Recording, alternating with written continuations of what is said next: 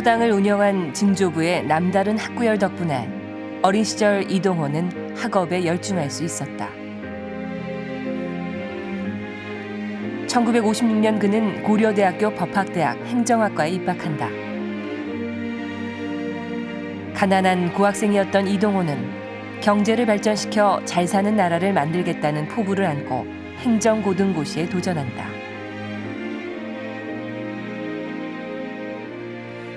(1961년) 고등고시에 합격한 이동호는 이듬해 재무부 사무관으로 발령받는다.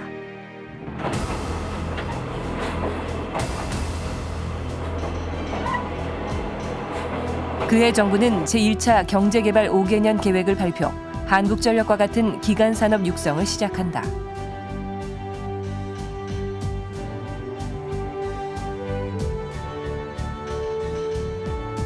이동호는 정부가 출자한 기관의 정책을 세우고 운영을 주도하는 출자계장을 맡게 된다. 그는 상법학자와 전문가의 자문을 받으며 주식회사 제도를 정착시키는 데 큰 역할을 한다. 당시 중앙정부를 움직이는 젊은 사무관으로 주목받게 된 이동호. 이후 그는 부실기업 정리, 증권거래제도 개혁 등을 이끌어내며 행정관료로 두각을 나타낸다. 1973년 그에게 국제통화기금 IMF로의 연수기회가 주어진다. 그는 6개월간의 연수를 통해 경제정책에 대한 안목을 키우게 된다. 3년 뒤 이동호는 재무부 증권보험국장 자리에 오른다. 그는 기업 공개 제도를 통해 국민 경제 발전을 이끌어내려 애썼다.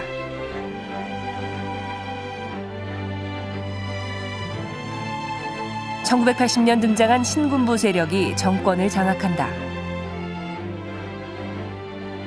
국고국장으로 임명된 이동호는 지난 정권에서 부정한 방법으로 축제한 재산을 국고에 환수하는 일에 매진한다.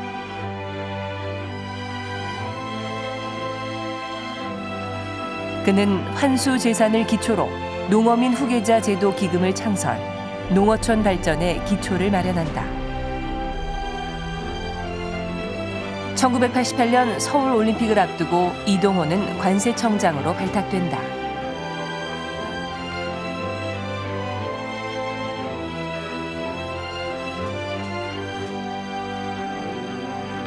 그는 엑스레이 투시기와 같은 최신 과학 장비를 도입, 무기 반입을 철저하게 막아냈다.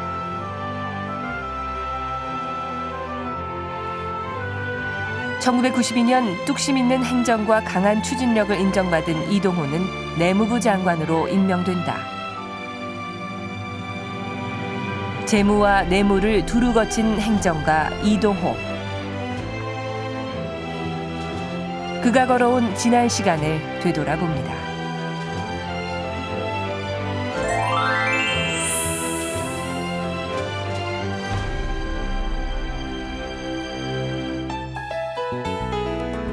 오늘 TV자서전은 도쿄특파원, 국제주간, ETV 뉴스팀장을 역임한 전복수 해설위원이 진행합니다. 안녕하십니까? 아유, 네, 안녕하세요. 안녕하세요. 장관님 뵈니까 네. 지금 5, 60대로 뵐 만큼 아유, 굉장히 감사합니다. 예, 그렇게 보이십니다. 네. 어떻게 건강 관리는 이렇게 평상시에 좀 하세요? 제가 지금 나이가 37년생이니까 만으로는 75세고 예. 한국 나이는 76세인데 아직 건강합니다. 아직까지는 별 탈이 없습니다. 아침 일어나면 꼭 스트레칭하면서 전화로 하는 운동이 있고 네. 뿐만이 아니고 매일 30분 이상을 걷고 그리고 또 국선도 단전호흡을 매일 합니다. 그래서 아직까지는 별 탈이 없습니다. 어렸을 때부터 이렇게 운동 좀 즐겨 하셨나요? 예. 어렸을 때부터 제가 이제 초등학교 들어갈 때 그때는 저희 일제 말이 돼서 시험을 봐서 들어가게 됐어요. 시험을 봤는데 어떻게 잘 돼서 7살 때 국민학교 들어갔습니다. 맨날 그때는 뭐 씨름도 하면서 서로 다투기도 하지 않습니까? 그래도 한 번도 진 일이 없는 것 같아요. 그래서 어릴 때부터 체력이 괜찮았구나 하는 생각이 들고. 네. 어렸을 때 이렇게 초등학교 들어가기 전에 또 이렇게 한학을 또 많이 익히셨다고요. 예.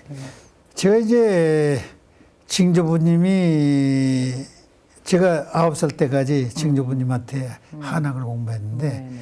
고조부님과 증조부님이 한학자로 살림학부로 쭉 서당을 차려가지고 후학자를 가르치셨습니다. 그렇기 때문에 그 지역에서는 저를 서당집 아이라고 이렇게 불러왔습니다. 그래서 9살 때까지 그분한테 명심보건까지 배웠으니까 대단히 한학을 좀 공부 좀 많이 했습니다. 그 증조부님의 바람대로 또 서당 이렇게 계속 한학도 많이 익혔고 공부를 잘하셨나 봐요. 근데 사실은 제가 이제 국민학교 초등학교지 지금은요. 네. 제가 노래를 그렇게 잘 하지를 못합니다. 운동은 잘하는데. 그래서 초등학교 때는 그 음악 시험이 있거든요. 음악 시험 때문에 초등학교 때 1등으로 졸업을 못했어요. 근데 이제 중학교를 가니까 중학교에는 그 음악 시험이 없습니다. 그러니까 중학교 때는 영동 중학에서 1, 2등을 다퉜죠. 그러고서 아주 중부권에서는 굉장히 세다는 대전고등학교에 입학시험 봐서 유학을 갔으니까 그렇게 못한 편은 아니었던 모양 같습니다. 공부뿐만이 아니라 다른 뭐 특별 활동 같은 것도 좀 많이 좀 관심을 근데 가졌어요. 이제 고등학교 들어가서도 제가 중학교 때부터 농구 선수 생활을 했습니다. 그 농구 선수 생활을 하니까 그것도 열심히 해야 되고. 그런데 또 거기도 이제 중부권에서는 각 중학에서 1, 2등 가는 사람이 다 모였기 때문에 그렇죠. 대단히 그 경쟁이 심하죠. 그런데 또 농촌에서 아무래도 가다 보니까 하숙비대가 그렇게 쉽지가 않습니다. 그렇습니다. 예, 그래서 전 고등학교 2학년 때 가정교사를 하는데 동기생 집에서 가정교사를 했습니다. 동기생을 가정교사를 하고 또 농구 선수 기량도 뒤져져서 안 되니까 그것도 연습하다 보니까 고등학교 2학년 때는 상당히 성적이 아주 낮아졌습니다. 그래서 이래서는 안 되겠다. 그래서 이제 고등학교 3학년 때는 전부 운동도 안 하고 또 가정교사 집에서 나오고 집한테 얘기해서 그때는 하숙비가 쌀 5마리씩입니다. 이거 좀 대주십시오, 1년간은.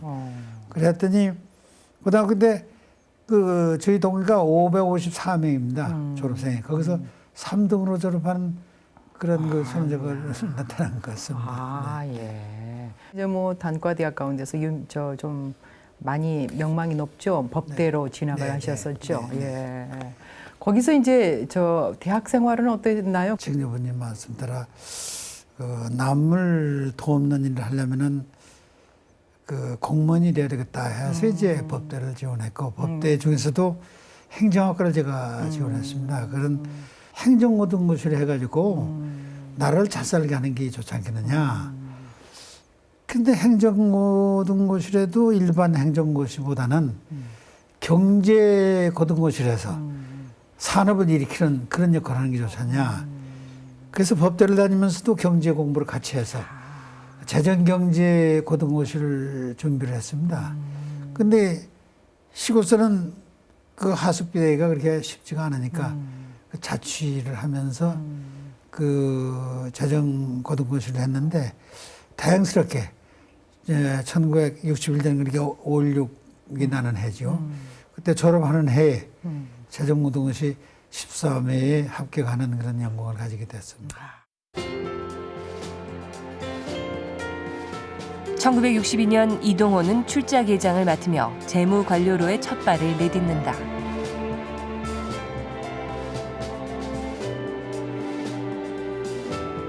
그해 정부는 기초산업 육성 정책의 일환으로 한국전력, 석탄공사와 같은 기간산업에 대한 자금 공급을 시작한다.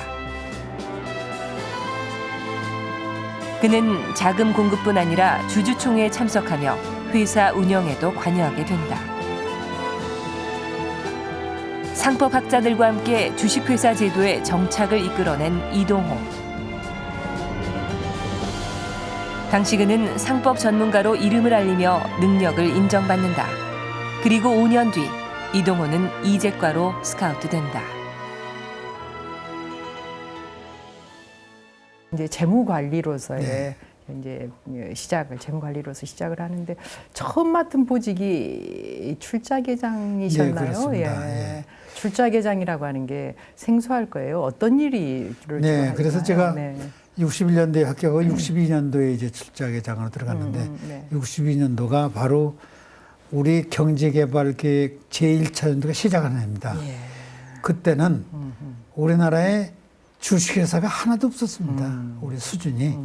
왜냐하면 우리나라 국민소득이 87불밖에 안 됐어요. 87불이면 지금 돈으로 한 10만 원 남짓인데 하나의 최저 생계비 그러니까 삼시세끼를 먹으려면 250불 한 30만 원이 있어야 되는 겁니다.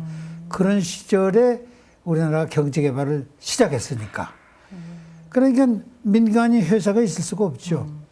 그래서 정부가 기간 산업을 출자를 해서 만들고 예를 들면 한국전력이니 석탄공사니 이런 것들입니다. 민간에 돈이 민간 없으니까. 돈이 없으니까. 예. 또 기간 산업이 아니다 하더라도 꼭 필요한 산업인데 민간에 돈이 없으니까 정부가 만드는 거예요. 조선공사 같은 거.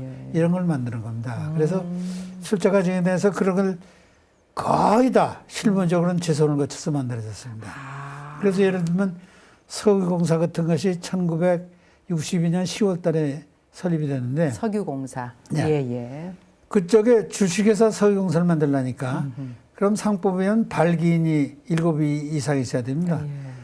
제가 발기인 중에 하나 돼서 10조를 제 돈으로 출자를 해서 그 석유공사를 만들어서 그 이후에 걸프하고 합작을 해서 쭉 해오다가 한 80년경에 1979년도가 됩니다만 이제 민영을 해서 그게 SK로 넘어갔는데 그래서 그 발기인으로서의 주식 10주가 지금도 SK의 주식으로 가지고 있습니다.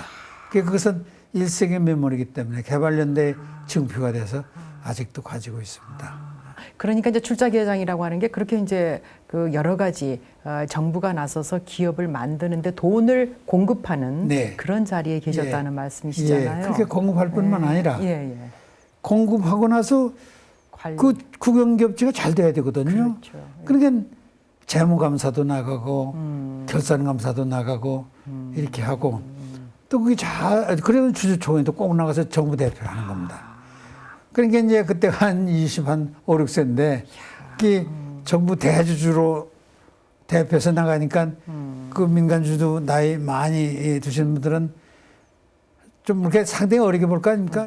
그렇게 봐서 이제 주주총회에서 어른들하고 많은 그 말다툼도 많이 했죠.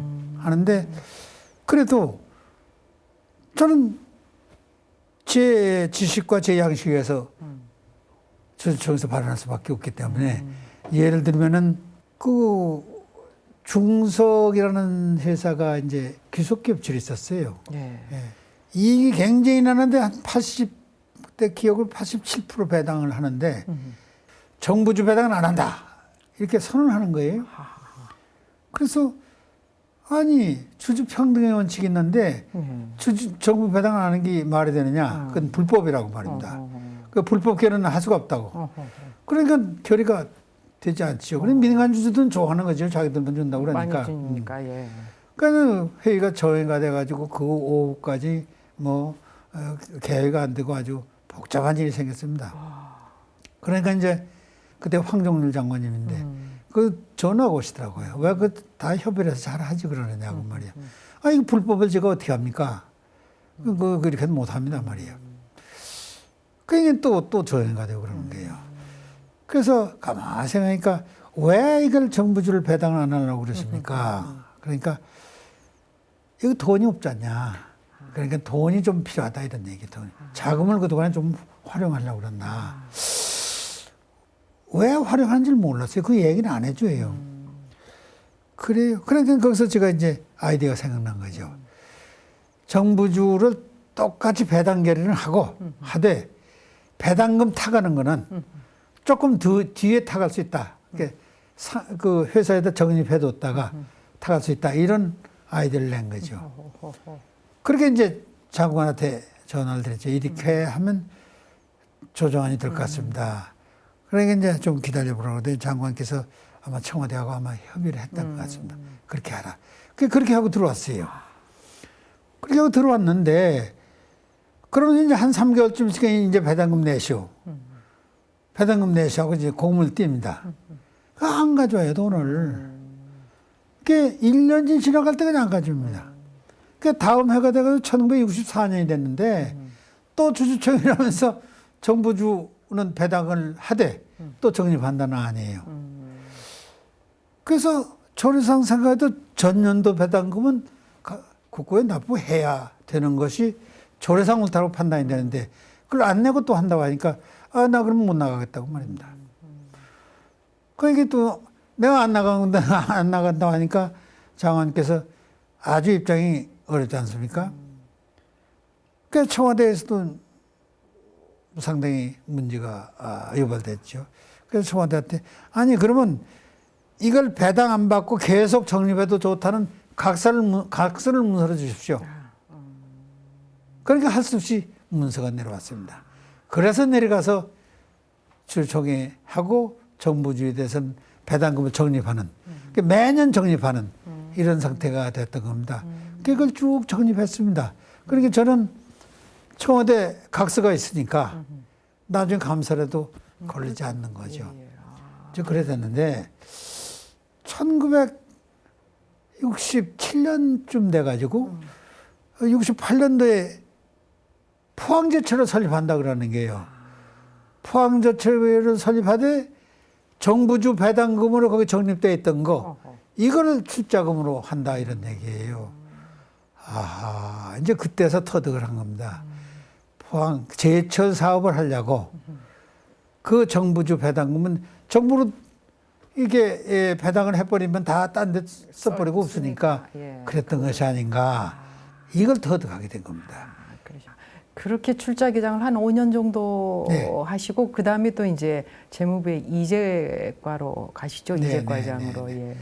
근데 그 출자 기장을 할 적에 또 이제 5년이지만 회사가 잘 되면 이걸 꼭 정부 가지고 있을 이유가 없지 않습니까? 그렇죠. 그래서 주식을 팔았습니다, 민간에. 그 민영화 작업도 이제 주주들이 좀 일부는 하고, 그러고서 나왔습니다. 그렇기 때문에 이제 상법을,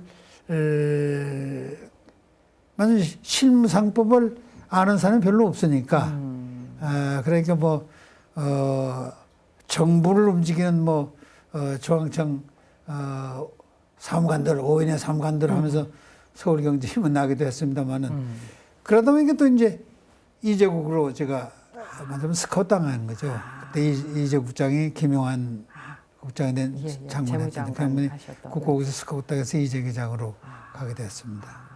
그래서 그런지 가자마자 김용환 이재국장께서 그때 그 이재과장이 장덕진 씨인데 그 사람이 그 세계은행에 연수를 하고 있고 홍인기라고 같은 사무관인데 선임 사무관에 대해서 홍인기 씨가 직무대리 과장을 할 때입니다. 그 사람은 저를 부르더니 저 위에서 말씀인데 갑자기 경부고속도로를 건설하려면 자금 소요가 얼마가 되는가 하는 것을 그 파악해서 보고를 하란다. 그걸 파악해서 보고를 하는 게요. 제가 무슨 토건업을 전공했습니까? 이게 뭐 아주 황당하지 않습니까? 그래서 그 제 차석으로 했던 그 지금 미국에 임가고 있었는데 최병국 씨라는 사람하고 우리 전문가들 막 찾아다니면서 그걸 또 검토를 해냈죠. 검토를 해가지고 이제 청와대 가서 그 1968년도 초쯤 됩니다. 가서 이제 브리핑하러 장관님 모시고 또 국장님 모시러 갔더니 그건 우리뿐만 아니라 이 건설부 장관 주원 장관과 건설부에서도 왔습니다. 그래서 제가 그때 보고한 것이 443억 원으로 보고를 했습니다. 그랬더니 건설부에서는 주원 장관님께서 이제 토목공학을 하시고 그랬으니까 그 경부고속도로를 제대로 건설하려면 설치하려면 한 1,300억 정도 이상이 있어야 됩니다. 이런 말씀을 하시는 거예요. 근데 그때 우리나라 재정 규모가 전부 합해야 1,000억밖에 안 되는 겁니다. 그러니까 도저히 할 수가 없는 거죠. 그러니까 박정희 대통령께서는 건설부는 가라고 그러더라고요. 그러면서 우리만 남아서 점심을 주시더라고요. 이제 중국 음식을 줬는데 그러고서 이제 악수들을 하고서 뭐 가타부타가 없어요. 그 이제 우리는 돌아왔어요. 돌아와서 사무관들이 대통령하고 어떻게 악수를 합니까? 이 악수한 손은 이게 세수도 한 잔 씻지도 말아야 되겠다고 이제 이런 농담을 하고 말았는데, 그러고서 한 달도 안 됐을 때, 한 25일쯤 됐는데, 공식 지시가 내려왔는데, 경부고속도로를 건설한다. 하니, 이거에 대한 소요 자금의 규모와 재무부는 그걸 어떻게 조달할 것인가 하는 것을 판단해서 보고하라. 이런 것이 이제 공식으로 내려온 겁니다. 그래서 어떻게 해서 이렇게 결정이 되셨는가 하고서 나름대로 이제 제가 청와대를 알아봤습니다. 그러니까 3시경에 우리 재원을 다 보내고 나셔서 빨리 정주영 씨를 찾아라. 그렇게 하명이 계셨답니다. 그러니까 정주영 씨가 6시경에 청와대에 도착했대요. 그래서 정주영 씨한테 임자 경부고속도로를 건설한다면 얼마면 될까? 이렇게 하명을 하셨답니다. 그러니까 그 양반은 원래 제가 듣기에는 이런 그 무슨 건물 짓고 이런 걸 입찰할 적에도 자기가 암산으로 해서 시방서도 없이 이렇게 되게 그 사람이 그분이 하셨대요. 근데 그날도 딱 생각나는 것이 경부 한 500km 되잖아? 이런 생각 하셨더만요. 500km, 1km당 1억. 500억이면 됩니다. 이렇게 말씀하셨답니다. 그러니까 대통령께서 약간의 자신이 생긴 거예요. 그래서 당신 가서 아주 기술자들하고 협의해서 잘 검토해서 보고 하라. 그러니까 정주영 씨께서는 일거리가 생기는 게 좋지 않습니까? 그러니까 되도록이면 뭐 적게 이렇게 했던 모양 같아요. 그래서 380억이 소요됩니다 하고 보고를 했답니다. 후문을 들으니까. 그러니까 대통령께서 그 결심하신 거예요. 그 배경이. 그래서 이제 그 공식 지시가 내려오니까 지시가 내려온 게 주의만 내려한 게 아니고 재무부, 경제기획원, 서울특별시 또 육군 공병감실 이런 데다 전부에다 이걸 관련되는 지시를 내렸어요. 예. 건설에도. 그랬더니 서울특별시는 180억 든다고 그러고 육군 공병감실에서는 490억이 든다고 그랬고 저희 재무부에서는 다시 검토해서 321억 원이 든다고 이제 올라갔습니다. 먼저 번 443억이 든다고 그랬는데 그리고 현대에는 말이에요. 380억 든다고 그래놓고 또 280억으로 줄여서 또 보고를 했어요. 그런데 이제 건설부에서는 1,300억 어쩌고 그때 얘기했는데 분위기가 안 그렇게 650억을 올렸습니다. 그러다가 나중에 수정해서 450억을 올렸는데 이러고 이게 각 기관이 다르니까 어렵지 않습니까? 그래서 이거를 어떻게 하느냐면 국가 간선고속도로 건설 계획단이 조성이 되는데 거기서 여러 가지 내안들을 중간 정도로 해서 300억 원 정도면 되지 않겠냐. 그러고서 거기 예비비 1월 정도로 가서서 330억을 가지고 시작을 했습니다. 일단 시작을 했는데 그 이후에 이제 설계 변경도 등등 해가지고 실제 투자액은 429억 원으로 끝났습니다. 그러니까 주의가 처음에 이상하게 냈던 443억이 비슷하게 마저 들어갔습니다. 그래서 경북 고속도로가 428km인데 429억 가지고 이제 설치가 됐습니다. 그러시구나. 그래서 이렇게 건설이 됐는데 또 후문을 말씀드리면은 이렇게 맞으면 그 고속도로 건설에 맞으면 기량도 좀 부족했을 뿐만 아니라 주원 장관 같은 분이 토목공학자로 완전하게 하지를 못한 상태였던 것 같아요. 그래서 건설에 몇 년에 자꾸 뭐가 어디가 파손이 되고 그랬습니다. 그래서 다시 보수해서 7년쯤 되니까 학자들이 계속 그냥 고속도로 잘못 건설했다고 막 비판하는 소리가 많이 나왔습니다. 그래서 7년 만에 이미 보수비가 원래 건설비까지 다 들어간 거 아니냐고 막 비판하는 소리가 나왔습니다. 그랬더니 처음 이런 걸 검토했던 제 입장은 상당히 곤혹스럽더라고요. 그래서 그렇지만 이 경부 고속도로를 건설해가지고 산업 연관 효과가 굉장히 난 거 아니냐. 이런 생각이 들어서 산업 연관 효과 분석하는 사람은 사실 우리나라에 없어요. 그리고 공부한 사람이. 딱 한 사람이 한국은행의 전영수 과장이라고 있더라고요. 이 양반이 나중에 주택은행장까지 하다가 타계하셨는데 이 양반을 해가지고 산업연관 효과를 분석을 했습니다. 그랬더니 산업연관 효과는 7년 동안에 그 투입안에게 4배 이상이 일어난 거예요. 그래서 결국은 경부고속도로는 도로 건설은 우리나라 산업화하는 아주 기초가 됐다 하는 것이 제 판단이라고 생각됩니다. 1970년 이동호는 재무부 증권과장으로 발탁된다. 당시 증권시장은 과열 투기로 도박장으로 전락해가고 있는 상황. 이동호는 증권시장 본연의 기능을 되찾기 위해 증권거래 개혁팀을 구성한다. 그는 투기 일색인 청산거래 제도를 폐지하고 실물로만 거래하는 보통거래 제도로의 전환을 추진한다.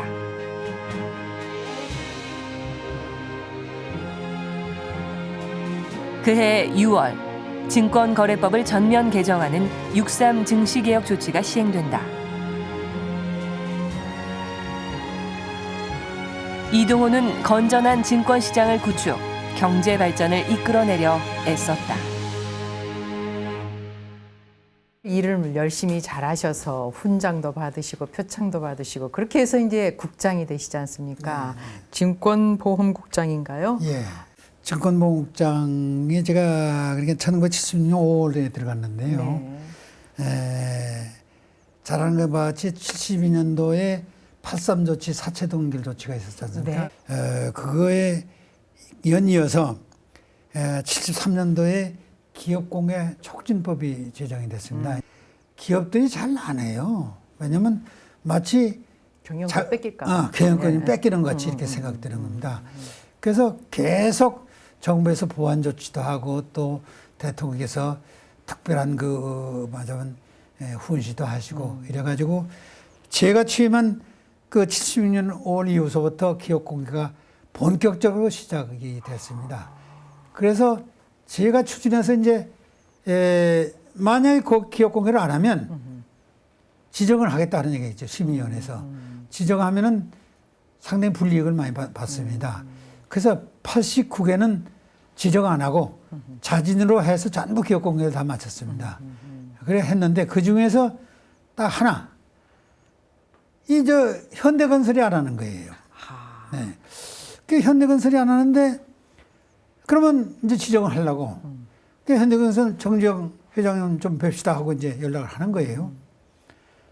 그러면 온다고 하다가 그 약속한 시간에 안 오시는 거예요. 그러고서 제가 자리에 없을 때면 왔다 가시는 겁니다. 그 3번이나 그러시더라고요. 그러니 당장 그 심의위원회 지정은 올릴 수도 없고 이러는 찰나인데 갑자기 청와대에서 이만한 문서가 내려갔어요. 이 정지영 회장이 대통령과 같이 가서 결정을 맡은 거예요. 뭐냐면 기업 공개를 하라고 해서 저도 공개를 해야 됩니다. 이제 사회 환원을 해야 됩니다. 그런데 그냥 사회에 환원하는 것보다 그거는 증권 사는 사람들, 증권 심하게 하면 증권쟁이들만 이득을 보는 것 같습니다. 그러니 저는 그렇게 안 하고 아산재단을 만들어서 그러니까 현대건설을 전부 아산재단에다 출연해서 거기서 병원을 만들어서 시골에 전부 병원을 만들어서 이 병원의 혜택을 못 보는 사람들 많이 혜택을 보게 하겠습니다. 그러니까 대통령께서는 환원하는 건 똑같고 그래서 거기다만 사인하신 거예요. 그래서 현대건설만 제외가 되고 89개를 제가 공개를 했습니다. 그러니까 그때는 기업 공개 주식만 사면은 돈 많이 벌잖아요. 다 돈 번다고 해서 아주 대단했습니다. 그래서 이동호 국장이 아주 대단히 굉장한 자리에 앉아 있는 것 같이 이렇게 모양이 빚어지지 않았나 이렇게 생각이 됩니다. 그래서 제가 어느 날 갑자기 검찰에서 증권거래를 조사한다고 하더니 저를 아침에 그냥 출근하자마자 구속을 하는 거예요. 더군다나 원래 중앙부처의 국장을 구속하려면 대통령 승인을 맡도록 되어 있습니다. 승인 맡다는 거 알아보니까 전화로 승인을 맡았다 이런 얘기요. 아하, 이게 뭔가 표적 처리하는 것 같은 감이 확 들었어요. 왜냐면 제가 그 많은 자리를 다니면서도 한 번도 사적인 그 생각을 가지고 이 정책을 판단해 본 일이 없거든요. 그러니까 이건 뭔가 표적 수사냐 이런 생각이 막 들었습니다. 1977년 9월 이동호는 검찰에 구속된다. 증권사를 잘 봐준다는 조건으로 200여만 원의 뇌물을 받았다는 혐의였다. 20일 만에 보석으로 풀려난 그는 결백을 증명하기 위해 법정 투쟁에 나섰다. 2년 후 그는 대법원으로부터 무죄 판결을 받는다. 그리고 그해 9월 재무부로 돌아온다. 이동호는 재정금융심의관으로 근무하며 일명 금융통 관료로 입지를 다진다.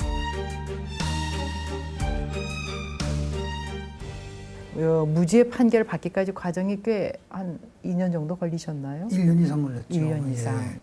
나중에 후문을 들으니까 무슨 충청도 재무장관이 충청도를 돈이 무척 많은 증권 국장에 갖다 앉혀놓고 파이프라인화하고 있다더라 하는 얘기가 있다던가 하는 뭐 이런 얘기도 있고 뭐 모르겠어요. 그래가지고 붙들려 가서 그다음에 이제 재무부에서 그 동료들이 많이 면으로 올 거 아닙니까?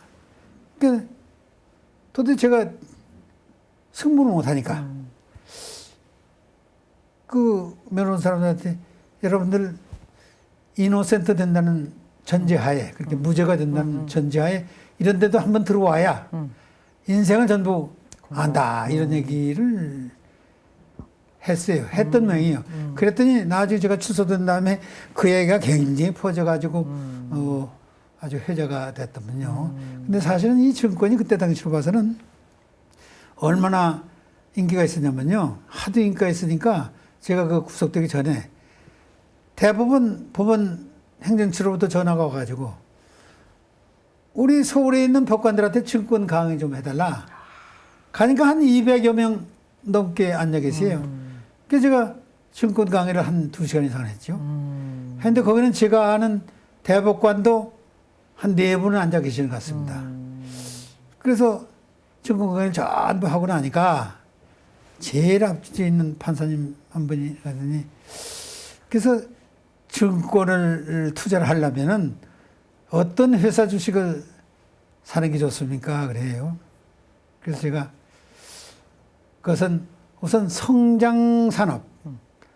아니 그때는 맞아 텍스타일 이런 게 좀 그러니까 예전 이 맞아 방산업체 산업이지 이런 것을 사는 게 좋고 또 그런 산업 쪽이라도 그 기업주의 도덕성을 봐야 됩니다.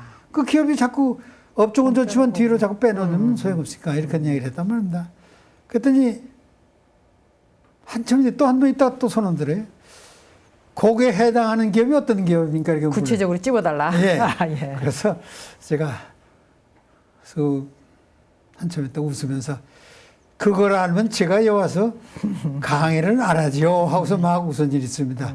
이렇게 증권이 그때는 상당히 전 국민의 관심사가 있었습니다. 그럼 그렇기 때문에 그런지 몰라도 제가 구치소에 불려갔는데 아예 구치소에서 저는 독방을 줍니다. 독방을 줄 뿐만 아니라 매일 간수들이 와서 증권 강의를 해달라는 거예요. 이야, 그래서 매일 증권 강의를 했어요. 주식 열풍이 그렇게 그렇죠. 그 당시에도 그때가 대단했군요. 열풍을 불었던 거죠.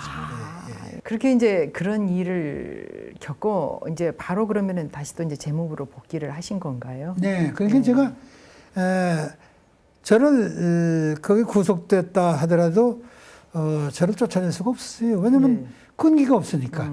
그래서 직위해지 상태였었기 때문에 무죄고 확정되니까 저를 만약 보직을 다시 준 겁니다. 보직을. 그때 받은 보직이 뭐예요? 재정금융심의관입니다. 금융정책에 관한 여러 가지 제도라든지 현상 문제라든지 이런 것을 연구해가지고 그래가지고 이제 장관께 보고하면 장관이 그 집행 여부를 이제 이재국장을 통해서 시키는 거죠. 예. 그때 이제 재정금융심의관을 갔는데 말하자면 그 갑자기 12.12 사태가 났으니까 외국에서 우리나라를 그렇게 좋게 볼 리가 없지 않습니까? 그러니까 6월인가 뭐좀 되는데 3억 4천만 불인가가 차관금 상환해야 되는 때가 온답니다. 이걸 갚을 돈이 없죠. 다시 어디서 차관을 얻어와야 되는데 누가 줍니까? 그렇죠. 그래서 그때 당시에 제 밑에 과장이 셋이 있었는데 그중에 임창열 씨가 제 과장으로 있었어요. 둘이 같이 돈 빌리러 이제 미국을 갔습니다. 미국 뉴욕을 가니까 거기 큰 은행들 만나는데 칸츄리 리스크를 담당하는 대개 부행장을 카운터바트 만나게 해줬는데 이 사람들이 벌써 한국을 3번이나 왔다 가고 그랬더라고요. 근데 거기서도 전혀 차관 생각 안 해요. 그래서 또 이제 영국을 갔죠. 영국을 갔더니 영국에서도 뭐 전혀 생각 안 합니다. 근데 독일을 갔더니 독일은 좀 다르더라고요. 그래서 독일에서는 신디케이트 론, 그러니까 국제 협력 융자면, 그러니까 자기들 단독 융자가 아니고 협력 융자면은 자기들 하겠다. 그래서 그걸 한국에 그때가 정인용 그 부총리 했던 사람이 국제금융 차관보였는데 그 양반한테 전화 연락해서 그걸 기초로 해서 신디케이트 론을 받아서 그 3억 4천만 불을 갚은. 그래서 국가 부도 위기를 탈출하는, 넘기는.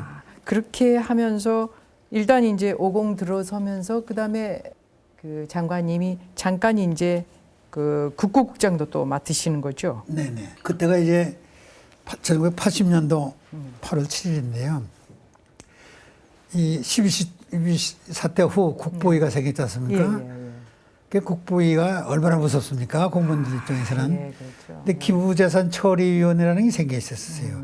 거기 이제 위원장이 쓰리어 중에 한 분인 허삼수 대령입니다. 근데 국고국장은 거기에 자동적으로 처리위원 중에 하나입니다. 받아서 이렇게 보니까 거기서 부정축제 환수한 재산은 그걸 저 시골에 병원을 지어서 저소득층에 의료 혜택을 주겠다. 이렇게 결정이 되어 있더라고요. 그래서 제가 그 회에 나가서 그거 안 됩니다. 그 시골에다 병원을 지으면 거기 가서 누가 근무할 의사가 있습니까? 이미 자유당 시절에 아이바르디 차관 얻어가지고 시골에 병원을 쳤었는데 그게 다 실패를 해서 그거 차관 갚는데 내가 그거 갑니다. 국고국장이.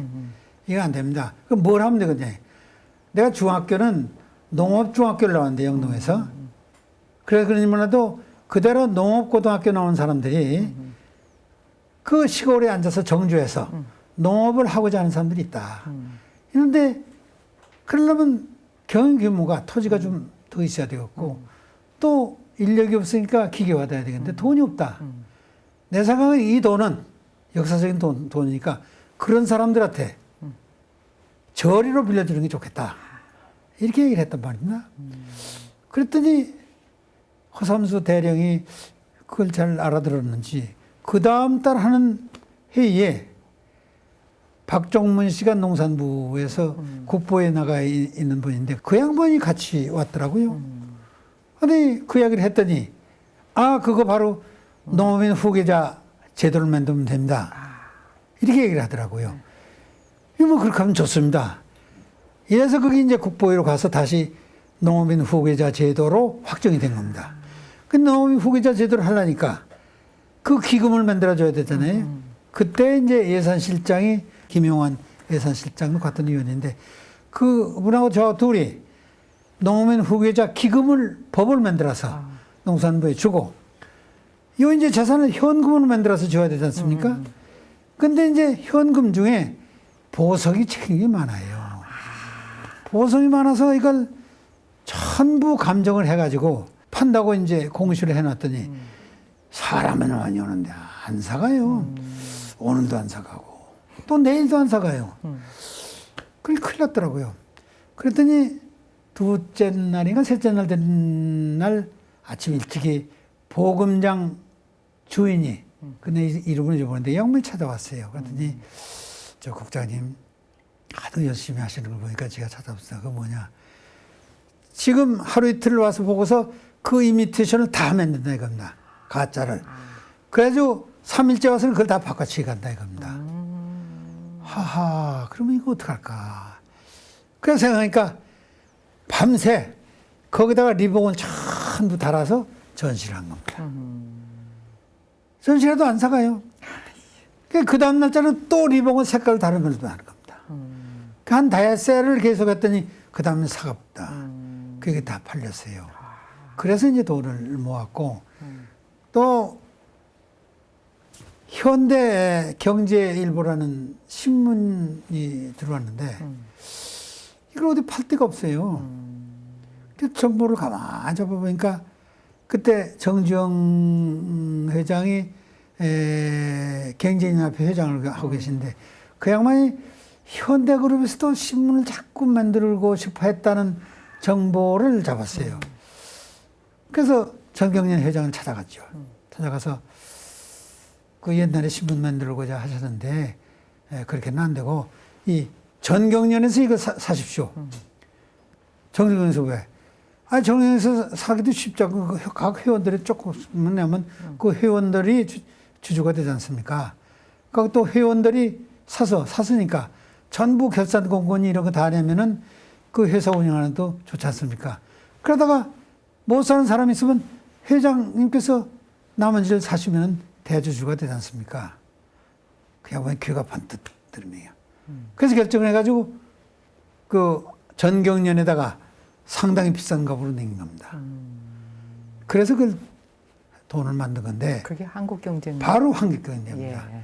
그래서 지가 그때 돈 만든 것이 454억으로 만들었습니다. 이제 재무부에서 조금 믿기가 조금 난감한 시기가 왔죠. 그래서 그냥 저기 민정당의 그 전문위원으로 가시게 되는 건가요?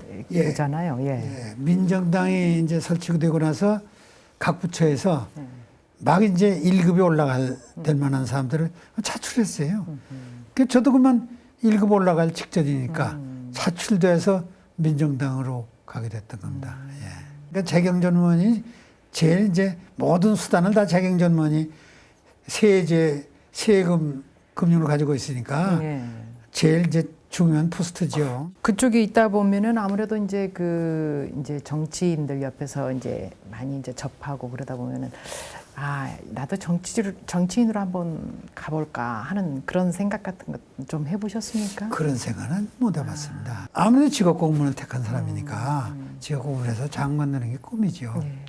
그런데 직업 공무원 어쩌다가 이 전면에 왔기 때문에 제가 보고 제일 중요한 자리가 재등 차관보거든요. 1차 관문 자리인데 거기에 가는 글이 제 꿈이죠. 예. 그래서 근데 2년이 돼도 당시 자리가 안 나요. 그 자리가 안 나는 것이 나중에 혹시 기회가 있을지 모르지만 제 후배가 경제군 출신이 그만 테이크오버를 한 바람에 자리가 2년 동안이 안 나는 거예요. 그래서 한숨 쉬어서 당의 힘을 얻어서 그 양반을 건설부 차관으로 밀어 올리고 저는 남을 해치지는 절대 않습니다. 그래서 제가 그 자리로 가서 재정차관보 제1차관보 자리를 갔던 겁니다. 이제 그 재무부 차관보, 제1차관보 되시면서 또 이제 기업과 관련해서 중소기업들을 위해서도 또 여러 가지 일을 하시죠. 제가 이제 그 당에 와서 2년여 있다 보니까 네. 그래서 한 군데만 있을 일이 아니에요. 많은 민간인들이 네. 호소할 데가 없지 않습니까? 그렇죠. 예. 그 정부가 뭐 이래서 안 되고 저래서 안 되고 끝나는 거예요. 그런데 이제 호소할 때라는 것은 당연히 여당 가면 뭐가 될 줄 알고. 근데 여당이 오는데 중소기업자가 제일 많이 와요. 그러니까 중소기업자 오면 상공위원한테 갑니다. 근데 상공위원한테 가봤자 상공위원이 뭐 해결할 일이 없지 않습니까?